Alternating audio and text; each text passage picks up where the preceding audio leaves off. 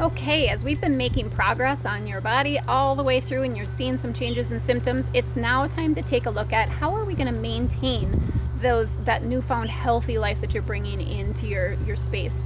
And the first thing to do is to look at your space. One of the things that you may remember are words like endocrine system, liver, stagnant lymphatic. We're having an issue in those eliminative systems. That means that we need to move forward figuring out how we're going to release some of that burden on our body's eliminative systems.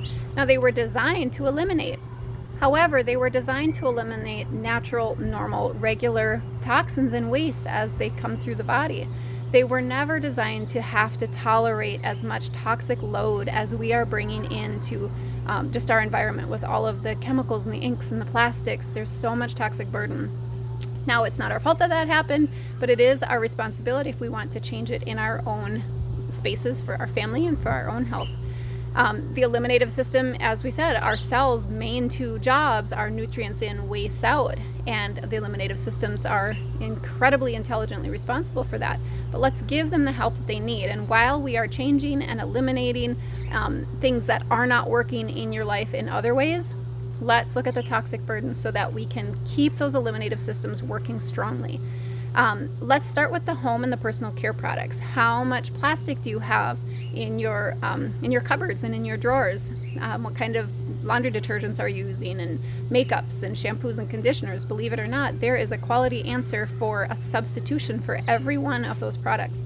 I highly would recommend hooking up with somebody that does pure homes, like Melaleuca or Norwex is a great one. Norwex doesn't use chemicals at all. They use nanotechnology with silver thread. So I highly would recommend talking to somebody if you need some contacts. We definitely can get you contacts. But they suggest going through every room in your home and looking at the amounts of toxins that are in your house and what can you substitute. Obviously, this brings us up to food as well. The question that people always ask is, does it have to be organic? Ideally, that'd be great. However, there are definitely some products that we want to make sure, and it's mostly fruits and vegetables. So we're going to have some lists of like the Dirty Dozen. Those are definitely fruits and vegetables that you would want to make sure are organic, like potatoes and apples. I always make sure that those are organic when I get them for my family. And there are some that don't. They're just not known to absorb as much toxicity, and they're not known to have as much pesticide spread on them.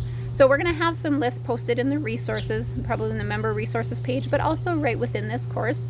But the goal is to really start paying attention to toxic load coming from your home, your personal care, and your food that you're bringing in. There are definitely a lot of personal care products now that work, that you can substitute your traditional conventional makeups and shampoos for, and I would highly recommend that you go in and look for those. Toxins are one of those things where you don't know that they're causing damage until you have an overburdened system, and the tea kettle has just poured too much into the teacup, and now the teacup is overflowing. So the next topic is elimination of toxins in your environment. So good luck. Let me know what you're finding out.